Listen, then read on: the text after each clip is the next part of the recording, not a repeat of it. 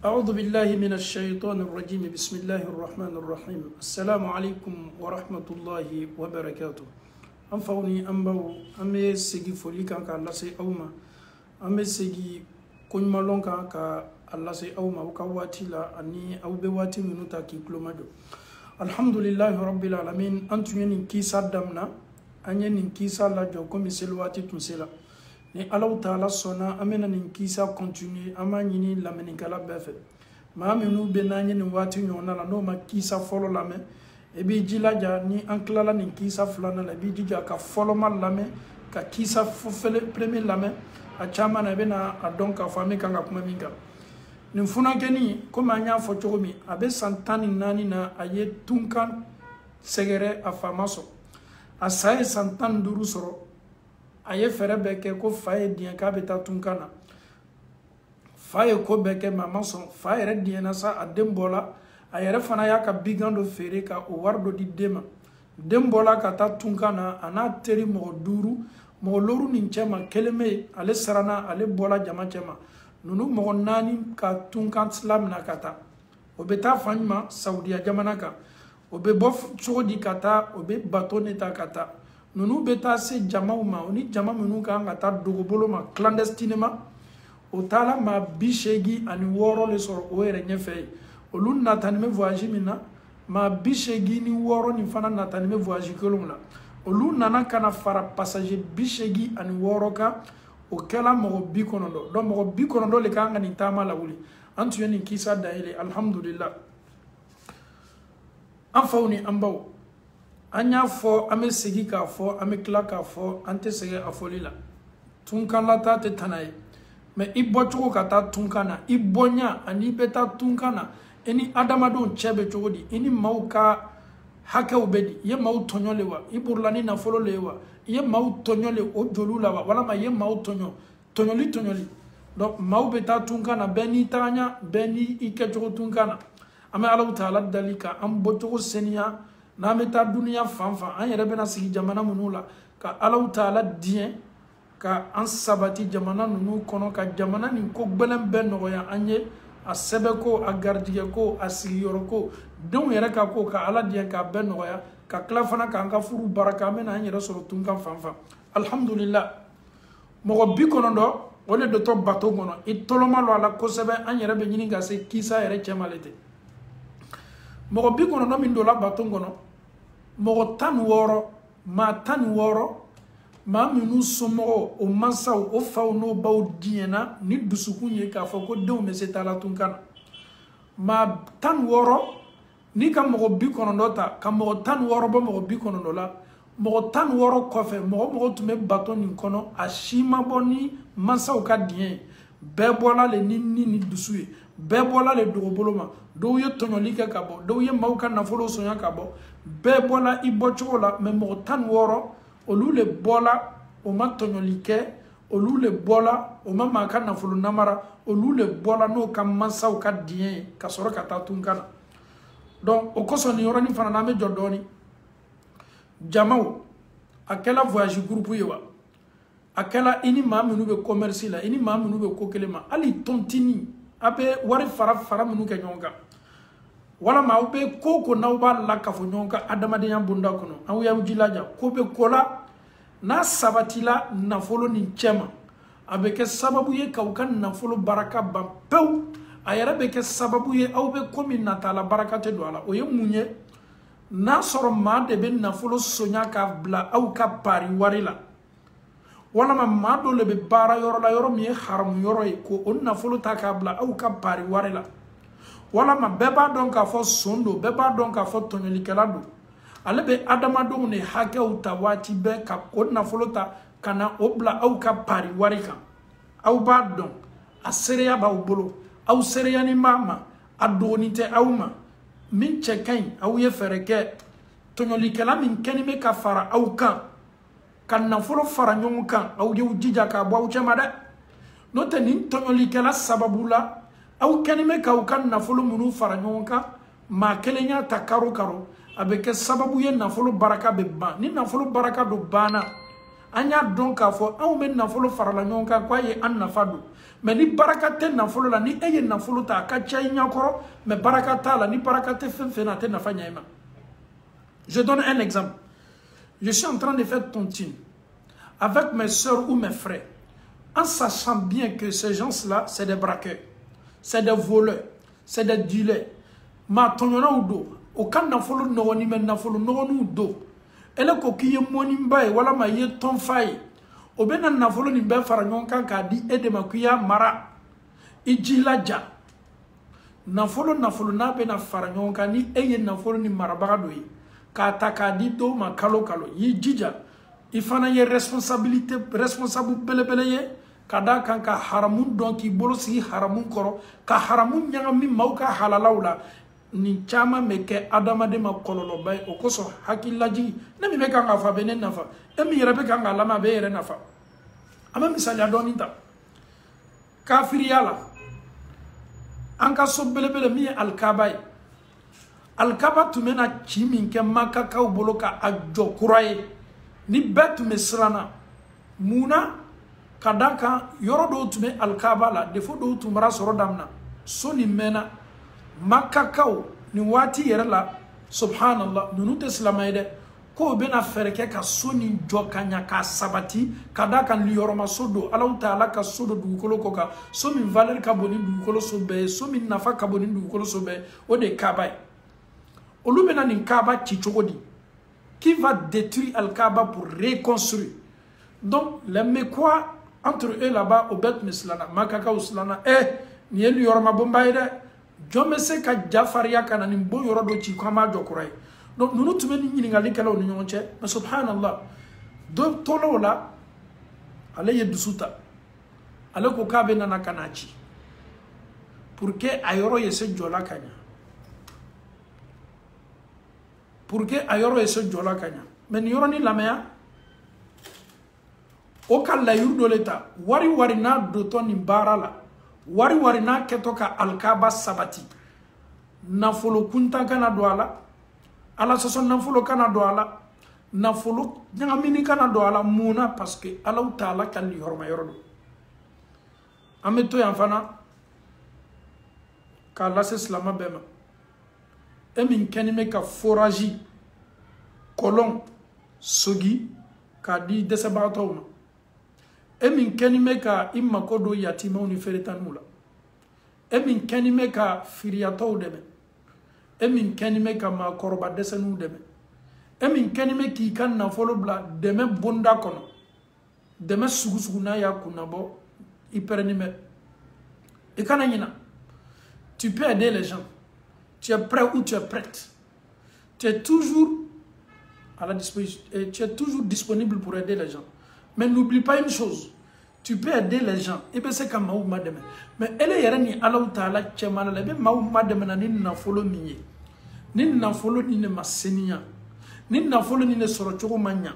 Ni na follow ni ne sorola haramuna. Ni na follow ni ne sorola ala sosola. Ni na follow ni ne no ni me. Na follow mi boto ekunka di Maou Mademe bunda kono. Kasoroluta kalama abolu nafa. Obo yere nafa alhamdulillah mais nafolo ni dili yatimauma nafolo ni dili desabatoma aten nafa foinya e makiamalo nindo makaba nindo kolokabo ne kamado bo kono nafilila julubola o haminime o gaminime abeninte o te sula sorla kadum o te tlela sorla kadum o te draka sorla kadum e chani bana kadum to musoni bana kadum feretanu to ne hina yere koso alaba don dusukuna me hina ne yere keton na folo min bolan yere kun ka donunu ka kola kanunu deme ala ma keneni ala chemala lela mfana ma keni hina de ma keni hina le alaba don ma ke deme ne kama alaba don wallahi ba ke deme ne kama me ala fana me mi fana don katimo fana ka na folo ni sorla nyanya idusukun seninyana nyanya sonina idusukun seninyana nyanya mademenina idusukun seninyana nyanya ka desabato udeme idusukun seninyana nyanya ka feritanu udeme idusukun seninyana nyanya ka Allah Taala ka summa de mi misiri idusukun seninyana nyanya ka madrasa so udeme idusukun seninyana ka barala chocho ini ala chemala la afolo yemuye na folo soro chogo ole kabuna be kada kan yorona menyina ko entre toi et Dieu, tu es sincère de ce que tu fais, ce que tu donnes, c'est naturel, c'est automatique. Il faut que tu fais ça entre toi et Dieu, mais n'oublie pas, nafolo ni sort la tourdi. Au fanakabode, ma jani ye bara, ibbe na famille, italona yoromi, kiamalo, jani yeta ke kono africain ye ala, ne tumalo, jani yeta kono africain ou fi yerema kiamado, a donc a fo, et quand nafolo sort tour, slama ubi. N'a fala ko demain ni koko silama ou te demain kala ye galontige dunia fantan nani befe silama chemana musulman surtout a musulman obe demain minke ala de bardo obe forage segina sunitle musomi me woleli ke ka be forage koma chami me woleli ke ka be forage koma a me fe ka kolon sogi me fe ka forage sogi miriya ba soraka jariya bele ba tant que ni maube jita kolona tant que ni maube jimi forage la tant que yirizu min turti bolo maubo yere na fa yirizu nina tant que ni meke a baraji te jo i ka baraji be continuer i fa bana ye forage jo i fayi i ba bana ye kolon sogi i bayi i che bana ye kolon sogi aye i muso bana ye kolon sogi aye i yere masuru nya mo nyuma dobe atun kadi ala yere ko son o ye latige ke ye kolon sogi aye wala ma ye yirizu do turu aye ye saraka dariya do bla bundala wala ma ye tapu san ka bla misiri la atola wala ma ye misiri selda o san atola wala ma ye misiri facture sara yere ta charge la atola wala ma i yere tola i fa tola wala ma e ba tola nunu ye saraka tu jariya belebele ole nunu baraji kiyamando na bola ka yera kayila ituma fo ni tunka lon ntumenka bien bebla ni bonda kono afa uni ambo may jilaja ni bara nyuma ni be koni ko ebolo ka to soro etume ni bara nyuma ken na folo mina itume na folo min ta kan bara nyuma ke ikan na folo min ta ka du ikan misiri kola misiri koni ya joko alaba nyona joye arjina kono me misiri yere na folo bola yoro min ka do misiri la alabe na folo ni boyoro do iya fo ima fo alabi kan na folo be boyoro do saraka bo kainde de menin kainde me saraka bo fena na folo la tunya na folo mi kasini ama Allah taala dali an ka soro fe ka senya ala mukela na folo minu doto ala kula ka ken na folo senmoye na folo minu be na fanya manyana mayala na folo minu fana men na fanya makiyamado note ibe ma nyuma chamanye obe saraka bo saraka jariya obe bo obe deme yere like fo aw yere be na taw kad deme ke chola amenya bo kan na folo distribuer chola meni nunu kan na folo aslufle nunu kan na folo aslu no ni me nunu kan na folo soro to no ni me karama sera yo forage ke ilon fana forage ke wari soro to bolo chogo ka ke ma ko nyama ayi bara nyuma kay ni bara nyuma setiye ala bi donc at me yere kan amala taala dali kan ka soro fembe senya hakilla diye fembe abeneni edeme ka anyere laje ka miri anyere makatasi anyere ma ka donc a fo koko be kan ga foni anyere ka herele bala na sela taala ka labara note ni kuma kante na fola biga unyena be fo adama de unde aw ne gardiga nyinina aw ne be na folo nyinina aw ne be bosu ani kle kata logodugula aw ne be bosu ni kle kata barayoro aw ne be bosu ni kle kata nga magazauna aw ne be na folo nyinina su ani kle no anyanjila ja na folo mi soroto na fola ko kiyama do kibe manyini nga nin kelengele nambela ala taala do ta makan jamfa ataka la yuru boroto nin nyini nga libe ambe makono na ala man ka sorofu dasi kelen ni neni e ba soro nga nyana mala ala ma soro to seninyana ala ma soro la halalala ala kana soro haramuna ala kana soro namarala ala kana soro ala kuta barawla ala ma soro la soro chola neni ame kungorota soro kiyama do ala taala ka kiti keneka ni kungorota nyuma mi ala mokala ko no yambe ala mokala metana ga kisai ma tan woro mo bi kono do chema mo tan woro le bola ka bolila o ma tonolike o ma mawu namara o fana bola no masa o no fano baw ka die nono do la baton ngono o do mi gela baton ngono le folo fe so ya dam na sufe fo ka trate zu sagbe nunu le folo jika be ba donc ka foni maw farala nyonka bebe barodam na beye barodam na ne bola chugumi na nga sokono ne do la chugumi do yera bafo a ne ni ngana folo le soya do yera bafo kalfa do dilane ma ne burla ni kalfa ole be kitafo me jama chama mo bi kono ni jama mo tan worobe olu sela ka kuma fɔ kuma min tuɲa na dusulajigi bɛ kuma min na o kɔrɔ ye di olu ma tɔɲɔli kɛ ka bɔ o ma maaw na ka nafolo sonya ka bɔ o ma maaw ka wari namara n'o tɛ jama tɔ bɛɛ mɔgɔ 90 ni cɛ ma mɔgɔ 16 kɔfɛ bɛɛ ka tɔɲɔli de kɛ ala k'i to a ka masaya la fɔɲɔ b'a ka ci damina ji kan fɔɲɔ cila ji kan fɔɲɔ bɛ kan ka ciɲa bɛɛ ma maa minnu bɛ nin kulun kɔnɔ nin baton kɔnɔ bɛɛ silanna bɛɛ bɛ kan ka Alahu Taala ko fɔ bɛɛ bɛ kan k'i kɔnkɔrɔta ni Alahu Taala ye ala k'i to a ka masaya la ale le bɛ ko kɛ ko min ka d'a ye ale le b'a kɛ waati la waati min ka d'a ye ale t'a kɛ anw diyanɛ waati la ale yɛrɛ t'a kɛ a karabani a b'a kɛ waati min k'ale ala diya lɛri min k'a diya segoni min k'a diya a ye fɛn bɛɛ dansigi ayi ala fana tɛ karaba a tɛ forcer a tɛ maɲininka ala munna ye nin kɛ tan ayi Dieu, pourquoi tu nous as fait ça? Dieu, tu ne sais pas que ça n'allait pas dans ma famille. Dieu, tu ne sais pas pourquoi je suis sorti pour aller à l'aventure. Allah n'a pas besoin de tous ces détails-là. Allah, il fait ce qu'il veut, au moment qu'il veut, à l'heure qu'il veut. Allah Ta'ala peut coquer à seconde, mikale Allah Ta'ala dire. Fono chila, bato mini ma bi kono do ba kono. Bato mini ma bi kono do ba kono. Fono chila. Bato mini mo bi kono do ba kono fonyo ka chidamna nunu beslana be miriya ka munye ha ne na folo le sonya ka boda ni ne sala ni sa chogola alala ne ba don ka fo ko ne sujugu be ta Allah Taala sore be ki yerolon ala ka belon ka tumi yere ka fonyo le tola chila fonyo ba be kan ka chi ala ki to ka masayala nunu be ni chogola baton tunganga ta direction mina baton filila baton ya yɛrɛ direction gbɛrɛ la nunu yɛrɛ tola ji kan nin cogo la o tola ji kan nin cogo la fɔɲɔ bɛ kan ka baton la taa yɔrɔ la olu yɛrɛ laɲini tɛ yɔrɔ min ye an bɔla k'an bɛ taa aventure la an y'an yɛrɛ sɔrɔ baton min kɔnɔ fɔɲɔ ka ci damina ji kan baton fana y'i kun ɲɛsi yɔrɔ la fɔɲɔ b'a ta ka taa yɔrɔ min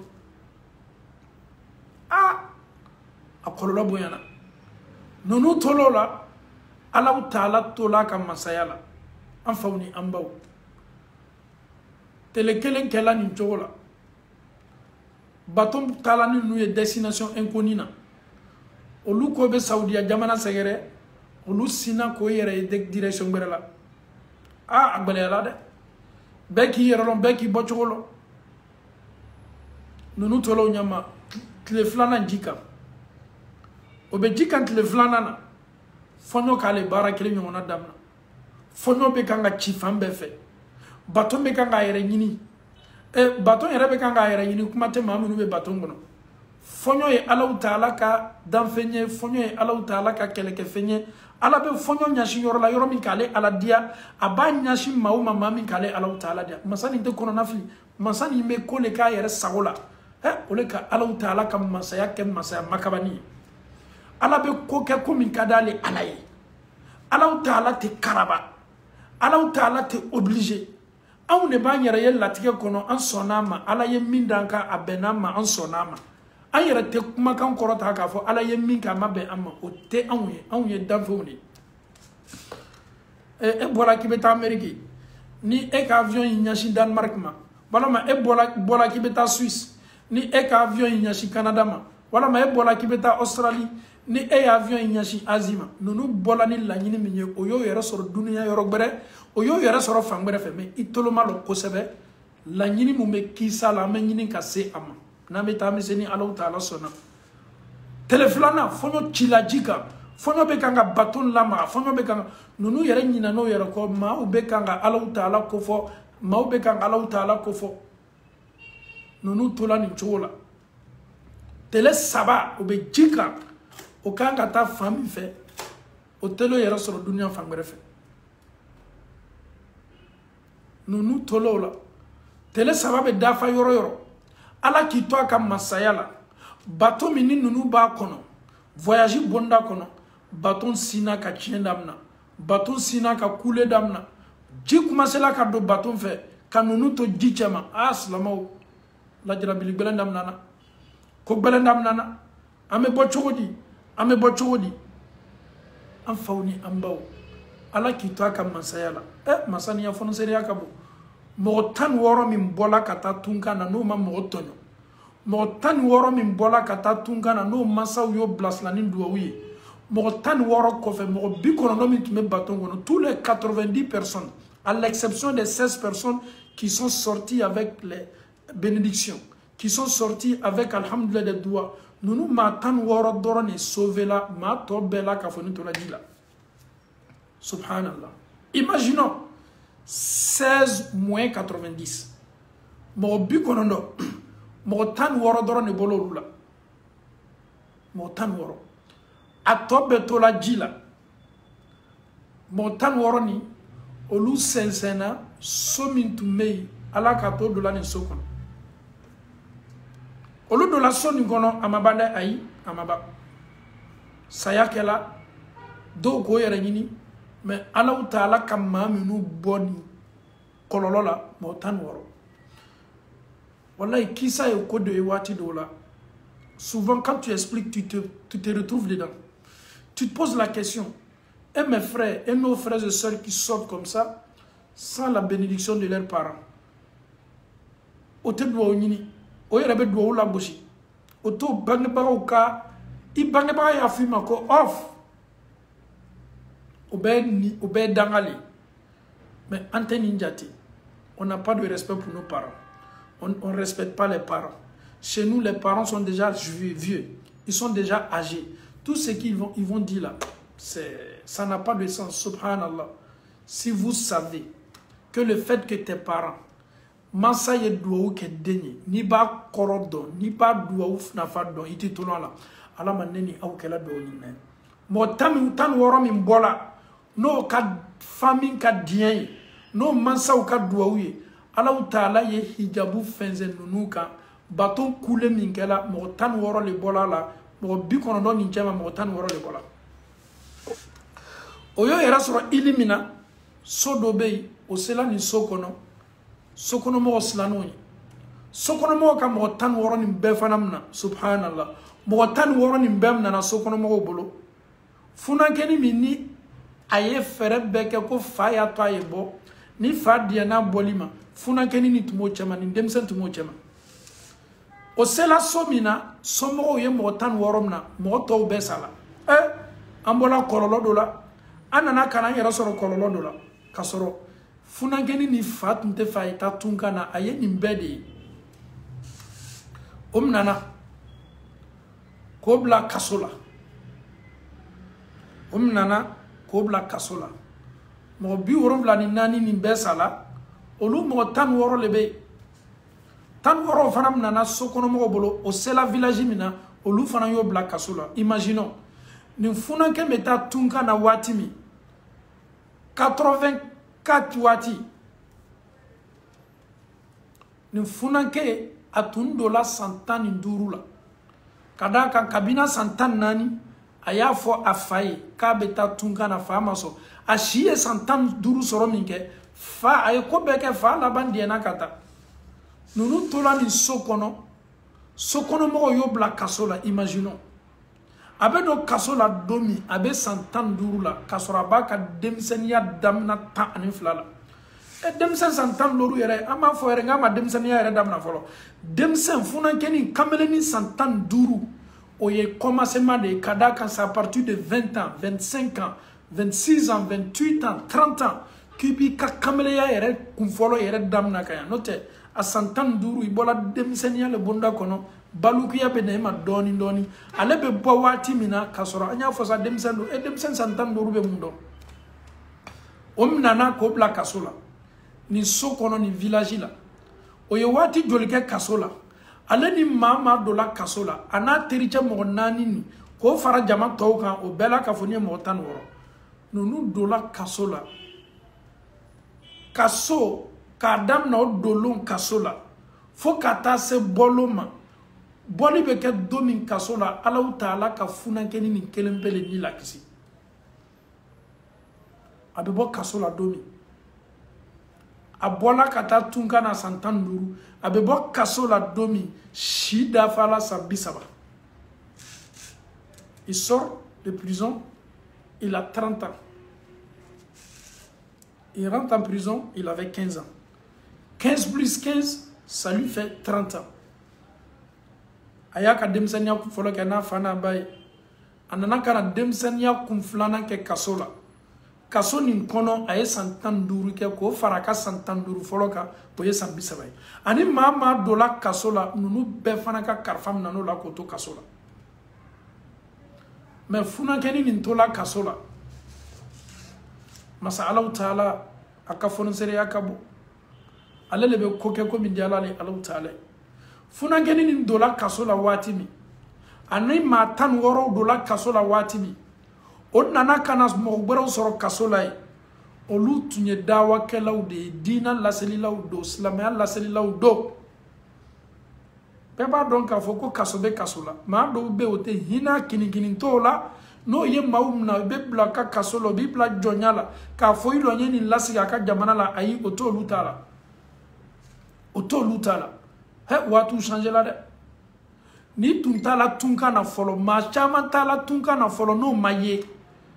desert jamana una nyona uka obla la kasola ka wati janke o klala ka bo kasola o kela jonwu ye mamunu tunyomna olu yera tola jonya ni kono sa fo yere kela jonyo yere nyakoro o fana tola jonya ni yere bonda kono ado be alo mamusufuru ado be o tola ni chokola kasa funangeni aye chance mi soro kasola abedo kasola wati mi abenani dina la sillawi olu fana tunye kaso de yani kaso bonkelen kono ale ni ateri wala ma na tama nyawo mundu la kasola ma tan woro onna na kana ma gbara soro kasola minu tumna na ka wati janke olu subhanallah kisa ni mela kala bolo ko ni nyo ye kasola o adola kasola ka ma minu soro o bumushu tun kajja ko ni tun ko ye te fo yo nyala fo noro malgro be kasola olu tola ni ne kasola dawa kelaw dawa kela be dawa le ke wati be et surtout dawa kela ina yera soro kasola comme ma gbero nana ka fara kaso oluka oko no yere dawa no lube nata komina wati be nyemo soro wati be ka ala ko foy ole ba to dawa kela dusu be suma ko kele me yakabela dawa kela ma wallahi ni dawa kela nana ala ko son kabla kasola kuma negi be kala laseli negi be kala komi ma to nyana suma be boala ni masakafuru te son ni jamana nyamo kafuru be ba dawa kela na be do kasola be ko kelen pe me réclamer ko yo qur'an dama wala ma hadisa do olu te télévision réclamer olu te journal réclamer olu be ko kelen pe me réclamer ko to kasobona aklanche be ma minum nana o de ka qur'an doma wala ma ka hadisa doma o be nyana suma bo yere la ni femi kasolo le Allah taala kuma kan ya salam. Ils sont toujours en contact avec la parole de Dieu. Ils veulent toujours réciter la parole de Dieu. Ils veulent toujours s'accrocher. Malgré qu'ils sont dans les difficultés, ils sont en prison. Mais ils ne sont pas seuls parce que Allah est avec eux. Donc ils réclament quoi? Ils réclament toujours le Saint-Coran. Et ils n'ont pas besoin de portable. Ça ne fait même pas leur affaire. Ils ont besoin de quoi seulement? Le Saint-Coran. Allah Ta'ala kumaka. Kadako bardo. Yaumiyan. Alal aqal. Tele kononi nunu sela ka hizbu kelen kala wala ma hizbu fla kala loni kela chama umbe ni ko ka biographie la me anka alma min bado be ado ka qur'ana jigi ko to ka qur'ana jigi ka dam na fatiha bakara fo nasi ado tabeta shuya yirika ado tabeta shuya keme yirika ado tabeta shuya ba yirika muna no lu segala doro be suno obe wuli ko ka dhikru ke obe kla ka qur'ana ta subhanallah ni wati yere kadi olula khalwa nyuma do lubolo khalwa ye munye olube fe ko yere la kolonyani Allah taala de oni Allah taala be to kontakila oni Allah taala be to kontakila no ni wati kadi oluye kosabe ni wati kadi oyo kosabe ni qur'ana bana dilo man kasola ni funankeni ana tamala taw ma tan woro nu o domi kala kasola o benani dina laselawi amala taala dal dina laselila kaneni au ko chema ala mukela dina bara kaneni au ko chema ala mukela dina laselite wajibli doroyi dina laseliye abeli dina kakanka laseya ilo ne shejita ka blaya maminu nato ye dina lase dina kakanka lase dina lasela ubolo a ilo ne ye micro sonore lui ele fana dina laselali dina ka kan ka lase kene ni kan ilo ne bashta kana tantambla maw yena si akoro e fana dina lasellale dina laseli ka kan ka kya ma minu bena kana jusan ka jusan ka bla wajibili kero e fana dina lasellale dina laseli ke na ken ngoro la ma mi me to ka sola ka na folo plaka na aw yeni bla ka dépenser la aw yeni bla ka fere la nunu be dina lasellale ikadasi kele min bla to ala iba bla la ni woni ke nyuma minye wallahi allah taala be abaraji bara ke to akeneka jama sigi to akeneka kuma kan foto mama ke to kuma kan talaka barakala iba bela ka foni ka pourcentage baraji ni wana soro muna i contribuer la i participer la allah taala kuma kan lase ama allah taala dali ala kana to silamaw ye nyina ni yoro ninko saraka bete ka na folo di mais miriya nyuma ke wale nyuma woni ke nyuma ne bela ka foni ke wale mari ka famiyali ko no yambe ala mo kala amita nanga kisai funakeni ni me kasola anata manyonto oni dawa kela obe kaso kelengono dawa kela ka dawa damna ni funakeni yere ma chance basoro kakala janke kadaka tuma fale ka barala abe komi abe na ka kala namna kasolela abe komi abe na ka majlisu akadugu makala abe na damna yoro ma kasola à l'âge de 15 ans il est sorti pour aller à l'aventure. À l'âge de 15 ans, il a été arrêté. Donc, il va faire sa vie maintenant en prison. Donc, Funankenini, Ani Jamato, Darsu Damnana. Funankenini me bo kasola wati. Bara min noyala mani bara be, kasoro kato afafe. Ala tuma bara noyaye, afala bato koso. Kurana Allah Ta'ala Kurana noyaye aye Kurana kamilu bedousi akuna adusukuna aye Kurana dousi. Il a mémorisé le Saint-Coran, les 114 sourates, il a pu mémoriser tout ça étant en prison. Subhanallah. Quelle aventure pour lui. Je peux aller à l'aventure. Il m'a voir ça. Mais aventure la nika ala soreka kobe soro. Kato ninkonoye. Fiku kitabu belebeleo. Et puis, comment il mémorisait aussi, subhanallah, comment il apprenait aussi le Saint-Coran. Étant en prison là-bas, on les a empêchés tout. Fait même nano là. Karamon Noutme a foyer oralement. Il a tout mémorisé. Aérema Korananda ele kalaje. Il a tout mémorisé. Kato kasobonikono. Akadou Sili, t'es comme une tautade. Attends, j'ai oublié un peu, je vais aller, j'ouvre un peu le Saint-Coran pour voir c'est page combien, verset combien. Là, attends, ma quoi il est. Il a mémorisé le Saint-Coran. Il n'ouvre même pas le Saint-Coran. Il était avec des cheikhs,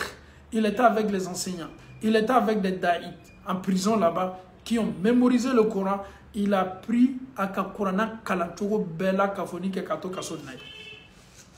Est-ce là-bas? Abana dina fiku kitabu akalana ni bela kato kasolai. Ja petit mase kalangela kato fala batola. Ja petit nato aventuri mina ja nato kalangerole. Il va venir pour étudier. Il sort pourquoi? Il est sorti katan na folo nyini ka para unta. Mais wallahi Allah Ta'ala koko ayi. Nyefe yebo ka femin soro akaboni na folo ye akaboni diana kono fembe ode Allah Ta'ala ni kane Allah Ta'ala soro kito tunkana ye fembe soro. Ceux qui sont aux États-Unis, wallahi si l'islam vous échappe étant là-bas, vous avez tout perdu. Aye fembe perdu, tu as construit des immeubles ici. Si tu n'as pas Allah dans ta vie, c'est zéro. Vous, ceux qui sont en Europe, si tu as tout eu à l'aventure, tu as eu tout, il ka salari kain, mais wallahi ni Allah Ta'ala tibolo, il fembe jan, il ka seli no manya, il fembe ya berate. Qui to faragbela na dialiye farafina beke etagier, mais wallahi ni dina tibolo, ni Allah tibolo, ni islamaya tibolo, wallahi ika aventure kalima zéro. Kadaka ibesa bominu loli boloni, ni saladomi achite fareka kaburu nyana maka. Amenyina ninoko. Aventure di ala nyanya. Anya donka fo ko Allah Ta'ala kaneni au dan kumi kamode batoy. Aventure ka ito ala kola ka ala tibolo. Ibi ka gardiga nyini hera bonda kono. Mais ni gardiga nyini ne taka fisayani alay. I perdi la dunia la, i perdi la lahara la, i kela bofuye, ikela safuye itme min nata itme min ko duniya ma soro isala ki to anyinina kaburu fana min makonona ika kaburu nyana maya ayi otena dialila ibena nyana maya min ke o kaburu nyana maya la o fana wati ka jankatme du kolotaka. Il faut comparer les deux vies. Ma vie dans ce bas monde là et ma vie dans ma tombe. Si j'ai eu 40 ans dans cette vie là, dans ma tombe là, je vais avoir plus. Quand on a kaburu kono mena shimi soroy au katia. Donc imaginons, si moi j'ai fait toute ma vie quand j'étais en Europe, c'est les kakawati. Les aventuriers, je suis là-bas comme vous. Je sais très bien que la majorité des aventuriers, 90% des hommes qui travaillent, vendredi au cap programme. Jumato au cap programme. Et ni te secret ka be dogore abe fawye ni mi malame ki yere mafle kasi yere kelela saya kini soro kato wallahi ni sala ki to tunkana Ameriki lewa Europe lewa kasore kenime ka juma filika bika programme na ikabara koso ni sala ijoma ka saya la de ni koni sala ki to tubabula ni chola ijoma ka saya la de juma be na dama kashima juma kunda min kala ni mana juma lo misirla yenna folo nyini fsani Allah taala ka dombay juma donne lon ka son hermay en fa dama dana juma lone ala yala do arjina kono juma lone ala yala ji du golo ko juma lone fana dunya be ba juma lone fana kafsa ni lo kun lombe est ce que neni ebe juma importance do seli koni seli balo amo don seli deni anko na amo don sungaro amo de ledon mais n'oublions pas que le vendredi fait partie des grands jours. Dunia bena ba vendredi le ala ka fa dama dani kala odoni ala yardo arjina kono odoni fisamatiya me juma lombolo ni an ma don ala yere ka qur'ana aya do kere suratul jumaa juma ko fo surat de vendredi surat de juma ala nous dit dans cette sourate là le jour de vendredi si l'appel de la prière c'est le wole na bana kela ki to kewali la ton travail business tes affaires ala ko ki a be stopper. Allah Ta'ala te dit de stopper tout. On est cap saïma. Et ka here bolila. Ka Allah Ta'ala dit ka ni famille ko no yambe ala mo kala. Mon téléphone est presque déchargé, excusez.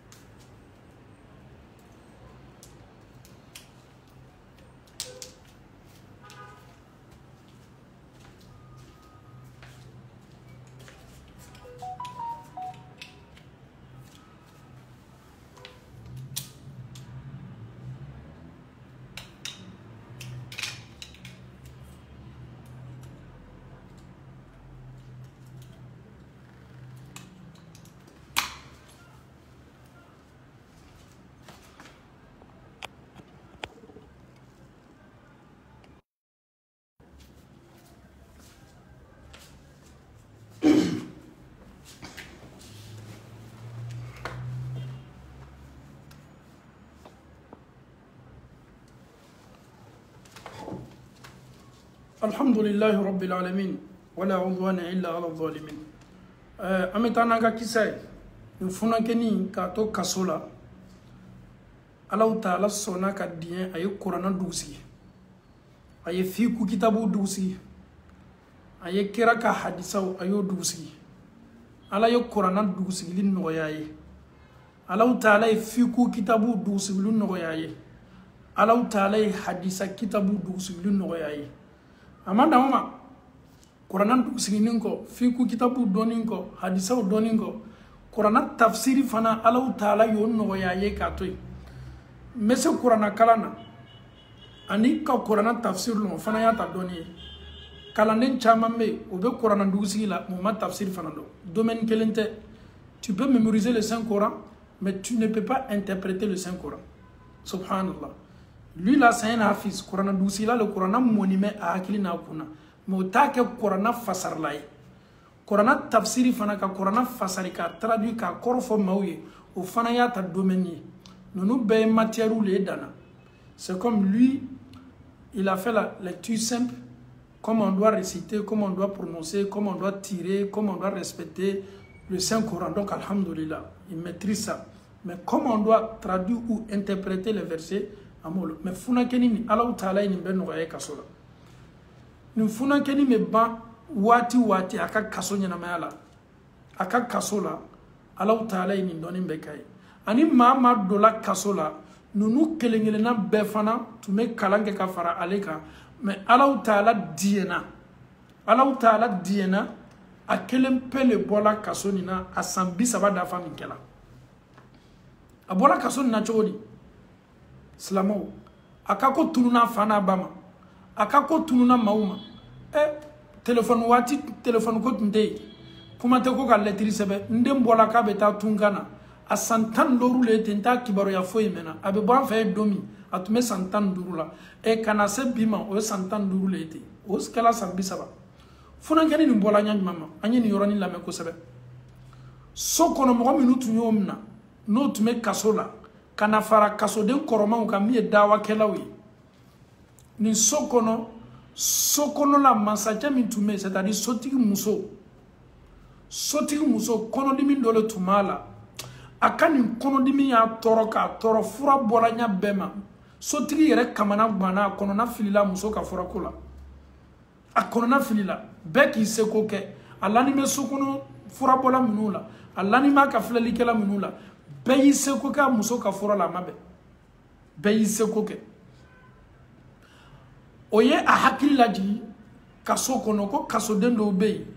oluye ala ko kado ye ko be ala ko fo wati be surtout demsen do bo chema ko ka bonya be ni demsen ka ate foyi la ka akalanfa nu kuma kan la bato parce que funa ngeni ni yere afana ma aba kuma kan tumo la bato surtout ayina yera soro kala ni yala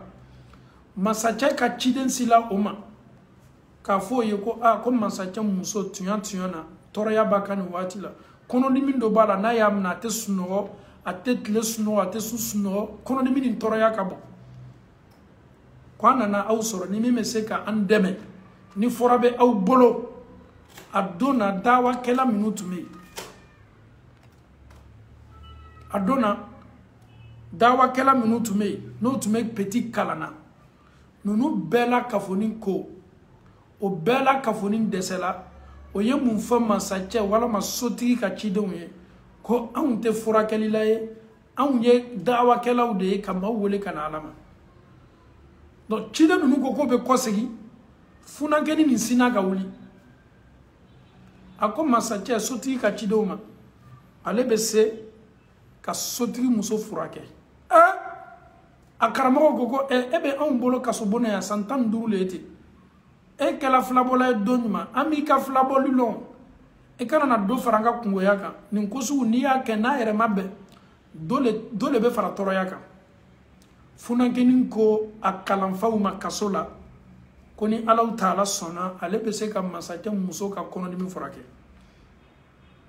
masami mahina akasoko na yambla kasola jugement ere tala kasoni ni ka yebe bolala fi su note foi tibo etena jo avocati bolo kititei imnana le doron ka wuye so jugule ka sora ute so juguye donc amnana ni jogole la do ikana na do faranga toro yaka funa geni sinaka wuli akodi alebe se ni alaka dien parce que debe foka alaka ni Allah Ta'ala sona alebe se ka masache muso furake kono dimi mi mala be masache muso ka kono dimi furake akalanfaw akaramogo dawa kala munube ulu kamana gbana ami doni ni yede ani doni mafani majigide ami doni furaye ami doni furakeliye akuka bese ok o kala bo kato kasobone sansela sambisaba subhanallah santan luru tet le duru yere kene mayro be yabo lo folo mina santan luru ko fe ko be kay kasola le folo kaso tunga jugude ka fo be boka na kuru kono ka kene mala laje o ya sumani ne ayi o ya sumani ne kaso don be labo wati ni bara gbele me sokono o bo takana o bla travail forcé la ko fo be ko segi katano e nunu yera mani chance soro ni chance si madoma fonankeni abola atala se manchache fe Allahu akbar masacha ya kabako yala parce que masacha miria be dona wajibili kala bele munu be kaso bonda la no pomosipawo tumana le miria balo o dole na to kana do ale nyankoro mais edem sen su sambi saba ebe se mungela masacha manyini ngali ke kibe se kam muso furake wa akuka be se kam masacha muso furake masacha koko kabini wati ma furakela parce que kasodene ale be se libérer la nyanya be se ka faire outige pour que ay ko do ke muso la muso sa wala ma nere sa e burka bo masacha miria kan be masacha ko ama daluyat mama yara ka fo ke be se kan muso furake akoko ala taala bale bolo ka ala to ale bolo ale te dese foila ako masacha ma ko sharatu kelembe ani ma minu do la kasola presque abbe fatula kalan fa minu be olu damana manu be neni ma min do la kasola nyon fe ma tan woro min do la kasola kelempele be bi kelempele be bi min to la olu chama nin kelengele nam bela kafoni la dilikan dia nin kelengele nam bela kafoni kalfa do kalfanna nin kelengele nam bela kafoni kuma do fonye konye se osomoroma ambe fana tuyeni kuma kan fani nyonche ni min kala bofenye anchema mo tan woro chema ele eta se to ka sokuno mauma kalli halala ni nouvelle lase bi ala taala chance min dinema mo tan woro ni bela kafoni ka kalfa na lala ne kelempe le tola olu chema masache ambla la kasola mama nyininga afola kwa nyika ville so jugule kasoro ante juguye am bolale on tume Saudi jamana le segerela mais on ka bateau ne ya nyashika ilma on ka bateau ne kulela mami tume bateau kona do ma bi kono do mo bi worom la ni shegi besala on mo tan woro le bolala on nya yera sore ka sokono o chogole la tayorote ana amnana kabla kasola fokata seni wati nyonala iman lame note on te majuye matsache ni kuma kela me ba fo kiye muruta ka abdu asona amiria tumemiye ani funa kenin kenime ka minfo ni kuma fla cheka janyona okoso alama masaw alama sotigu alama nyamo alama makela o kerefe mamunu be hakilina tajuma doma un bon conseiller la lilikela nyuma mami mel la lilikan fiye mami ma yera la ka fo ayibe min kala ni nte ko bentay ayibe minani ibe kanga nunu tonyoli ayibe minani nunu jogoteni mais ni kanin tota be tonyoli bakel ka famille ko madi ambe malam taala bulala mukela funa geri ko masachema aya fo masache na masla muna masla allona qur'ana may adusukuna qur'ana may hakila allona qur'ana tafsiri o famille ala yo fana noya allona fiku doni abe kiti kalama ko sabe adona ala kera fota na keta hadisa sallallahu alaihi wasallam hadisa fana ala taala yo donu noya il a 30 ans mais c'est une bibliothèque qui est calée il a 30 ans mais il est vraiment prêt ako masache ma uton olutonali sharatu keleme yabo nyini masache fe masache tumado ye an tonyo kaso ita kalama masache ma chama sala ka to kaso ni na tumado ita kalama meme fiye jani ne yika imuso ka kene ya lasi ama meme fiye Mama kenime ki lamini minu ika conseiller oye, ika conseiller diba oye, ika jamana nyamo, ikenime ka mimbla sorasu kuna, ikenime ka mimbla arme kuna. Akadi nye, jan ye kene ya laburi muso kani alakadi nye feye la yuru tanye kibe ni be changer. Masacha koko nye kaba koko ye. Mama minu be ne ka so la tangala. Nye arme mimbla nga so nye fe. Ngoni jugu do la nyanya ngoy jugu mna. Fe no yo nyamo changer. Ako masacha. Illa mini ni me jugu da manela. Mami ni bola kasoboni na. Nunu toroya ko nofe. Na sore ba do ite tloni na. Ne yi ni ne ti jugu ye de. Iyera ye mun kenne la ni ne santan duru ke kasola ne ni ala chemala la. Njola inyakoro me afinye na nya falima. Nto kela ka fo ki yembla yembo kasola ayi. Me ne yere ya falima me condition kele mi ne ba nyini fe. Jani nyi muso furake. Ode ye ika sorasi nyamoro mi ika arme nyamoro yi. Ika conseil minu kenime ki ladi nyefe ya bela ka foni boykoro. Ya bebo aka barala. Kabini masachebe kuma suguni nyona mafwa ifolo. Kabini masachebe akuloma ni nyona me. Kabini masachebe mashima dusuta ka jata kana kuma ni mfwa. Surtout mami nana kana ni kuma mfwa le demsa ni mesa bisabala.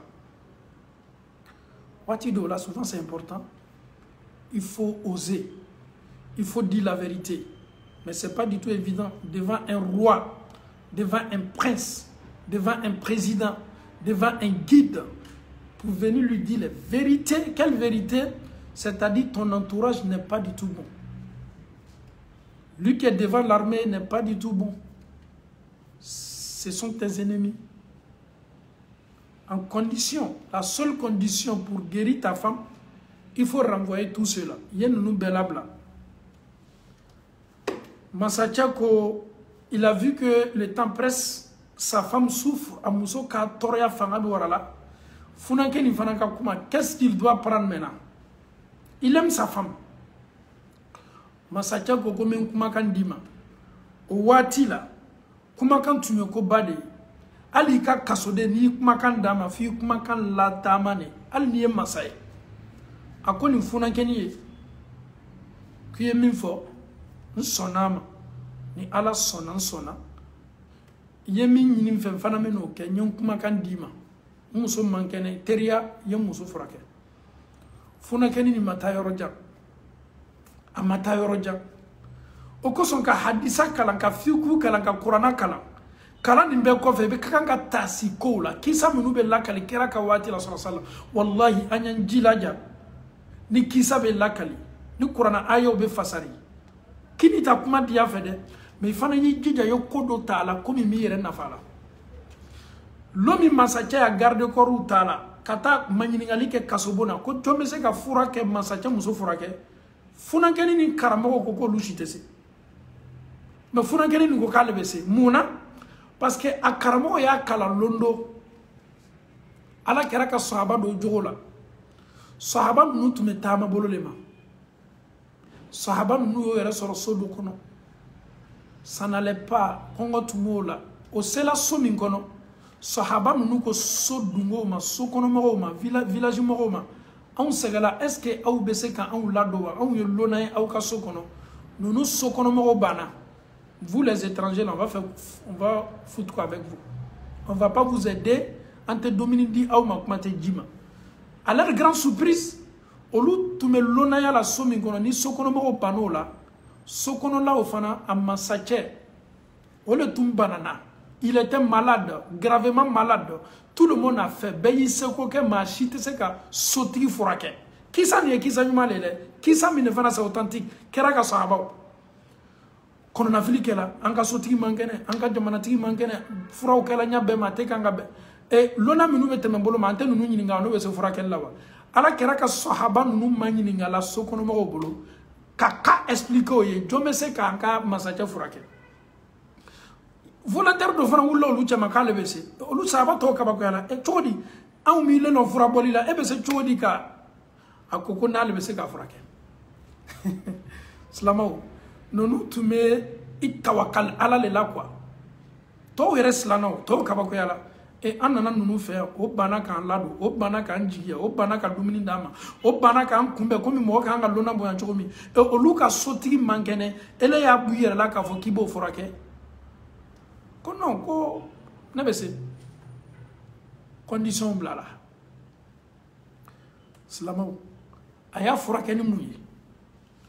ama fo ko kata tu kono kata bido bokana ay nani flaburu do yi ay ta pharmacie la kata flasa ay ta analyse ke kala ja banat mamala ay o amiria ere tola ay munke sura me kala ibolo ka selila suratul fatiha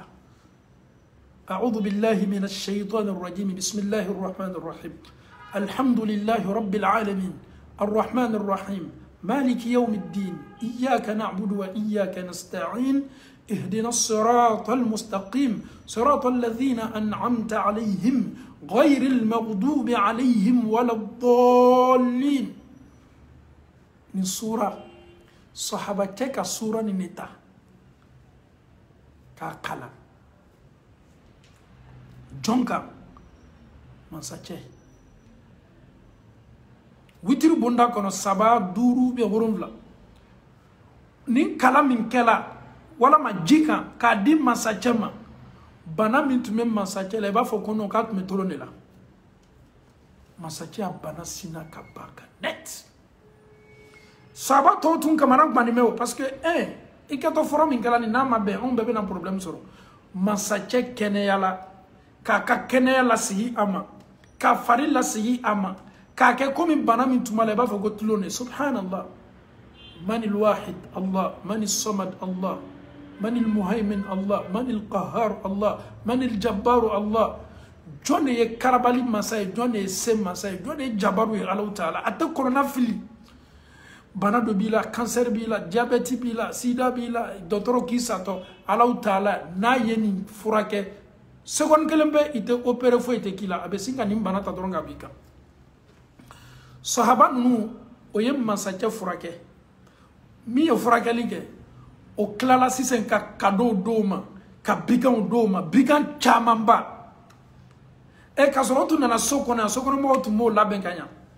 mais komi o dola kelen kala sababu ye ka masache ka bana furake ni Allah taala ka dien ani Allah yere togo mi qur'ana ayaye o ye nunu ni la sawani munye o sina ka bigan chaman ba do ma na fola bigan nyomew ni mishiw ni sagaw o kanin chaman do ma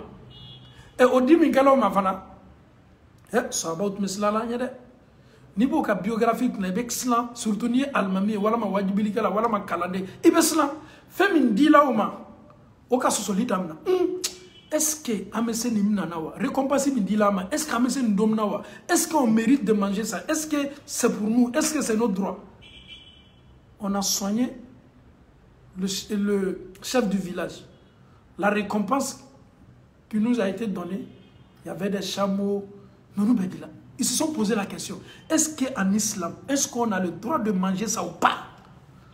Femindila en mani. Est-ce qu'à messa domna wala mate sa domna? Islam ani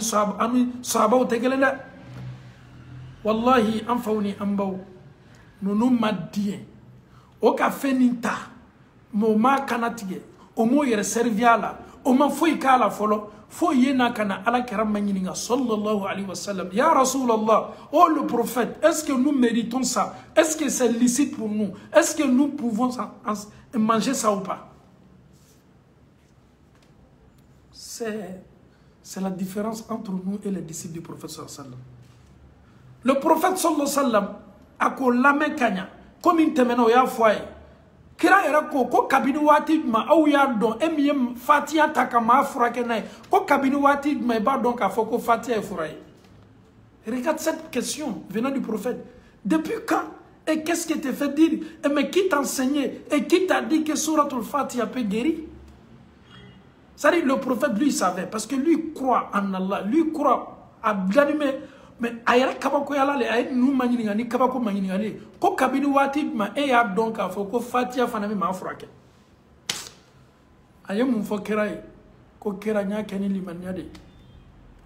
kira kwa ma to ko fatia to suratul fatiha furalo dayelali kɛ fɛn no fatiya nafa ka bon kosɛbɛ mais y'a labaarali cogo ɲuman na o de fɔli ye dɛ ni man kɛnɛ si tu es malade i kɔnɔ b'i dimina i kun b'i dimina i farikolo b'i dimina tɔɔrɔya b'i kan wallahi latangali suraw bɛ kuranna kɔnɔ furakɛli suraw bɛ kuranna kɔnɔ i bɛ se ka ji yɛrɛ ta i kɔnɔ b'i dimina i bɛ Alahu Taala kumakan nin kalan ji kan ji simple kan fatiya kalan ji kan suɲɛ 3 walama 5 walama 7 i mako tɛ ka taa karamɔgɔ fɛ yen i mako tɛ mais limaniya min b'i bila a la k'a kalan ji kan k'a min nin bɛ adamaden furakɛ ninnu tɛ filan ka fɔ y'aw ye donc funankɛni an bɛ segin ka na an ka kisa ma Asante kisa ni la loti ka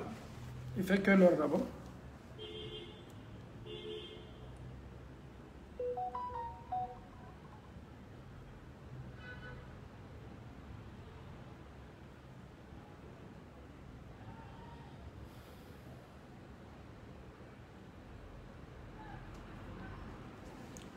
Alhamdulillahi rabbil alamin. Funankeni jɔni bɛ masakɛ ɲɛkɔrɔ funankeni ni mun y'a to a ye dusu ta k'a fɔ k'a bɛ se ka masakɛ muso furakɛ parce que a kalanfa minnu y'a kalan kasobon na o derila ka nin kisa ɲɛfɔ a ye mais ni o ka ɲɔgɔnna nana o ale dɔ ye nin kalan munna lui ne se porte pas volontaire munna ale t'a yɛrɛ yira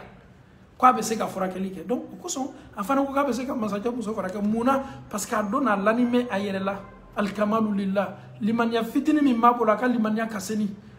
kɔrɔfɔli t'a dɔnni na a bɛ kaso de la a tɛ foyi la ala ko ɲɛɲini kɔ masakɛ ye layiru t'a ye layiru min tala ye n ka jamana sɔrasi ɲɛmɔgɔ m'o bɔ yen minnu kɛni bɛ k'an lamini m'o bɔ yen o layiru kan dila funankɛni ma funankɛni fana ma taa yɔrɔ jan a ye masakɛ muso ka fura kɛ ni mun ye a m'a kɛ ni sɛbɛnni ye a m'a kɛ ni foyi ye ji le nana dɔrɔn a ye fatiya le kalan ji kan dɔrɔn k'o di ko k'a di masakɛ muso ma wallahi udu'ullaha wa antum muqinuna bil ijaba a ye ala wele duwawu kɛ waati certitude ni dɛngɛnɛya ye k'i la k'a fɔ min kan ka min fɔ ni Alahu Taala b'a jaabi i kana Alahu Taala wele ni sika ye i kana duwawu kɛ ni sika ye est ce que a bɛ jaabi wa est ce que ala yɛrɛ bɛ kan ka lamɛn wa est ce que nin bɛ non non non funankɛni dala ala la a y'i tawakali ala la a ye ala kumakan fana kalan nin bɛɛ n'a ta a dani bɛ ala la a fana bɛ Alahu Taala ka dɛmɛ ɲini na ala ma an faw ni an baw tellement simple a ma taa tu kɔnɔ ka taa fura tigɛ a ma taa pharmacie la mais a bɛna sotigi masakɛ muso bɔ tɔɔrɔya belebele min na a dɔ le ten ji nin tala k'a di masakɛ muso ma a ye ji nin min funankɛni ye fatiya kalan min kɛ a y'a min kɛ ji subhanallah silamɛw Alahu Taala masa Alahu Taala ala koni maa min bɛ ala koni dɔn ni taasili o le ye hakilimaw ye n'o tɛ ala koni maa t'a ta ni taasili ye maa minnu ma ala dɔn n'o tɛ Alahu Taala ye masa min ye a tɛ kuma k'a yɛrɛ sɔsɔ a yɛrɛ ko k'an y'ale ala wele an y'ale Alahu Taala wele ale Alahu Taala b'an ka weleli jaabi sotigi muso masakɛ muso ye ji min kɛ kɔnɔdimi min tun b'a la ji se muso kɔnɔ ani dimi la lɔli i b'a fɔ ko a ye fura dɔ le ta fura min b'a to dimi bɛ guwan i kunna i tɛ bɔ a kalama muso ka dimi sina ka jɔ muso ka dimi sina ka tigɛ muso k'a ɲɛ lawuli daminɛ muso k'a cɛ mafilɛ d'a ma muso kabakoya la a y'i ɲɛsin a cɛ ma ko ko ji nin ye ji sugu jumɛn ye ko kabini n y'a min n fari seginna a yɛrɛ ma tɔɔrɔya foyi tɛ n kan ya salam Allahu akbar an faw ni an baw funankɛni ye kɛwale min kɛ ni ala ka diɲɛ ye ni limaniya ye a tawakalini bɛ ala la k'a dɔn k'a fɔ ala le bɛ maa furakɛ ala kumakan de bɛ maa furakɛ moriw ka kumakan tɛ jotigiw ka kumakan tɛ kuma ɲagaminiw tɛ ala kumakan de bɛ maa furakɛ fatiya yɛrɛ ye fura ye fatiya ye kɛnɛya ye fatiya ye kanda ye fatiya ye kisi ye fatiya ye dayɛlɛli ye fatiya ye kuranna bɛɛ ba de masakɛ sotigi imagine Il a retrouvé la joie. Sa femme retrouve la joie. La joie maintenant habite maintenant chez eux. Sunatu wati janke ni la sawatunte ani tu mandala adusu tu mandala amuso tu mankene fura nyini nanya be mama be. Mais funake ni mirila kalamfaw ye kuma min fo ka ben kira na ka sahabaw ka nin kisa ma kira ko sahabaw ma nin kisa la aw ya do mu biga minun dila aw ma aw halala do aw ta do manger aw halala do ye fura min ke ni fatiya ye ni ye fura nyuma bake kada ka fatiya ye fura nyuma bali ya salam kisa ni mabane ama Allah ta'ala dali Besemagne mabe Allah Ta'ala boloko di amala mokela kuma kamenu be kanga foni kaneni e ka tauhidu an dusukun ka afa ala nyasaranyala ka dusukun ke Allah Ta'ala dianen dusuye e bonya kayme dusuku ye nyawle kadi Allah Ta'ala e nyala yeli kayme dusuku ye nyawle kadi Allah Ta'ala e kuma kan kadi me dusuku ye nyawle kadi Allah Ta'ala e tamanya kayme dusuku ye nyawle kadi Allah Ta'ala e dusukun kan nyali ni yere fari ni e fari faun o ye nyon da fa nyali bonda kono le kadi Allah Ta'ala funa keni ni sababula sotigi karamo to minutume kasola chokoroba to minutume asina ko be libéré amanda o made nunu ye tonyoli min soro ale nofe nunu ye tonyoli min soro ale nofe ayo bela sigi kayafa tara o fe afana bana ka nyini o fe ayi wati jami labori o kan ko to kasola o kan nyana ya tien abe min nyino fe o ye dien ale yere ka jamana kono ya posi minu kado ye joyoro minu kado ye pour que jamana ni yere sabatini ala koye jamana ni ye don ka foko ala sodo aye jamana ta ka kalfa deni funakeni ka karamo wala ani funakeni nonu fana be diana ka foko ya fala o ye san jami ke kasola parce que bébé fili sotigi trompelale mansake tumado a trompelale ani mamunu tume baralo make ma nyuma ye oye mautonyo na do sala kasula do ya watu nyana ma ya uchena amfauni ambao nunu karamo nunu be fana diana ka munke oye afani ko sotigi ma o be diana ka fo sotigi ko an bebe an wasado ni funankeni na funankeni mi mesam bisabala akadi an ye jamana yere soni ta ka kalfani funake la subhanallah ni ye so kalfani na parce que Yusufu ba mi kala kasola aye posi kele mi réclamer muna akoko ka bla jamana danante yoro jamana senau jamana économie jamana trésorier ko ka le bla muna abe jamana ni korosi adonda na boda feminu pedo jamana na fama yoro ka bla muna pour que aye jamana la sabati ni ay ka fo farafina tetala nya fe ma munu be jamana posi do la posi clé do be akanga di male ma mime slan alanye mime jamana kono do hakew latanga mime jamana kono do hakew do ma na kelate ma chamata ere tunkana mais en fait milliard kele mediko ka do jamana barado la abedi ministre mima milliard kele yere ale be milliard kele fangelenta a fangele ni min toto fana abo fana na clan abo di barake dendo ma minu ke to jama fangele ni min fana to la abo tatugunu ko fara ale ka fangele fana ka ale be tlan yoro sabat abe tlan yoro tlan kata tlan yoro saba abe tlan yoro flaninta abe sika fitini ndiro ko ka baraka la donc funankeni benkela ko ka funankeni ni ko ka bla ni sola mais kana yina de afana babe olu ba ka kibaroya natala olu natani ma ka kibaroya ko ako masachema sotima ako karamoma ko ka to folo sarangana ni do folai chila do dila maka ato kasola ani maminu do la kasola o somo be ko ngoga ko nyanyini fo ye ta folo kata nu ka famu bo kumfani kono na filila min kela ko kata lasi ala yere fana ba o ma do abe dunya famin fe abeta kata ayere yera fana ba la abeta kata chiminu dola da ka to kasola anam ani matan woro min dola ni matan loru mun besala abeta kata senunu kelengel nam be ka famima ko o kali ala law foyi islamo abena anana kana yere fa soro ni wati la fa si tun kɔrɔbayala fa ni ba o miiriya tun ye mun ye an den sala a hiliyalala tununa a kibaruya tununa mais funankɛni ni subhanallah a nana san 15 kaso kɔfɛ Allahu Ta'ala ye dɔɔni d'a ma k'a to kaso la Ala ye faamuyali d'a ma k'a to kaso la Allahu Ta'ala banna masakɛ ka so kɔnɔla fana o poste ɲumanba o place ɲumanba dɔ dila ma ayi mama baara daminɛ a yɛrɛ bɛ segin fɔlɔ ka na se a fa ma ani maa 15 min tun bɛ n'ale ka fara ale kan o mɔgɔ 16 ni maa 15 sala a bɛ tɛmɛ a nana fa y'a ye fa sawala a donna détail bɛɛ la k'a fɔ a fa ye a donna détail bɛɛ la k'a fɔ a fa ye fa ko a dencɛ ma ko n tun bɛ jɔrɔ ko kelen bɛ mina n ka ɲɛnamaya la saya ko n'o bɛ kɛ le adamaden bɛɛ n'i da kan Allahu Ta'ala kitila min o le mais ale ma se a den dɔ la kalan na kalan min b'a to ni ale kɛla safɛn ye a den bɛ sɔlatu k'a ye a den bɛ duwawu k'a ye k'ole tun bɛ ale jɔrɔ waati bɛɛ ne ma n den don kalan na n den don taala tun ka na a yalala tun na ma jɔn bɛ na duwawu kɛ ne ye ne dencɛ kelen min n denmusow cɛ ma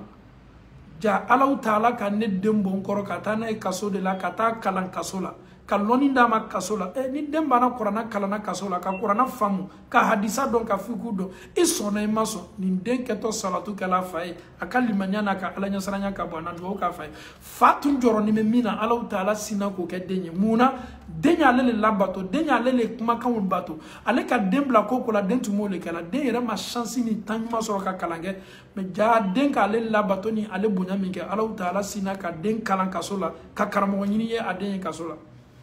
donc fa kontana a bɔla ye ani maa minnu ye voyage la wuli ɲɔgɔn fɛ a y'olu fana a taala ka t'olu ka kibaruyaw fo ka faamu ye ka t'olu bɔ kunfan na a kumala surunya bolo ma a fa a n'a ba a ka kisa ni Yusufu ka kisa subhanallah différence dɔɔni de b'o ni ɲɔgɔn cɛ a sinna k'a ka somɔgɔw fana ta a nana n'o ye a bɛ mara la masakɛ ka jamana kɔnɔ yɔrɔ min ka d'a kan ladiri do o so kɔnɔ bonyaw b'a kan karamaw b'a kan a fana jɔyɔrɔ ka bon ni so kɔnɔ a y'a mansaw ta ka na n'a mansaw ye alhamdulillahi rabbil alamin ani a teri n'a n'o tun bɛ kaso la ɲɔgɔn fɛ maa 15 ninnu olu mansa minnu tun bɛ ɲɛnamaya la minnu tola ye a y'olu fana bɛɛ cɛ n'u ka famiw n'u ka denbayaw a nana n'olu bɛɛ ye nin so la nin so yɛrɛ kɛra ale sigiso ye ani a teri minnu n'o ye voyage la wuli ɲɔgɔn fɛ n'o o sala olu fana ka famille minnu tola a nana n'olu bɛɛ ye nin so kɔnɔ pour que vraiment alhamdulillah olu tun bɔla ka taa tunkan na ko o mansaw ɲaji minnu cɛ ale sinna ka o responsabilité a kelen ka nin responsabilité bɛɛ ta Allahu Ta'ala y'a kɛ duwaden ye Ala y'a kɛ duwawuden ye Ala y'a kɛ den sabatini ye Ala y'a kɛ den ɲuman ye den min kɛla nafa ye a mansaw ma den min yɛrɛ fana kɛla nafa ye a n'a teri minnu ye taama la wuli n'o sala kaso la a kɛla nafa ye olu fana ma an bɛ Allahu Ta'ala dali Allahu Ta'ala dali ne ni aw ka an sabati an tunkan na Ala m'o kɛla Ala ka n'an ka tunkan nali kɛ an ma nafolo ɲini dɔrɔn ye Ala an ka tunkan nali kɛ an ma taasili ye k'a kɛ an ma Allahu Ta'ala ka diina ni sankɔrɔtala ye nafolo kɛla ɲaɲa Ala ka na to nafolo ye biliya Ala ko kan an sɔnɔmɛ la Ala ma an ka limaniya jidi la Ala ma an ka alaɲɛsiranya fanga bonyana Allahumma arina al-haqqa haqqa warzuqna ittiba wa arina al-batila batilan warzuqna ijtinaba Allahumma kun lana wa la takun alayna اللهم انصر من نصر الدين واخذل من خذل الدين اللهم لا سهلا إلا ما جعلته سهلا وأنت تجعل الحزن إذا شئت سهلا فيسر لنا أمورنا فإن تيسير كل عسير عليك يسير والسلام عليكم ورحمة الله وبركاته.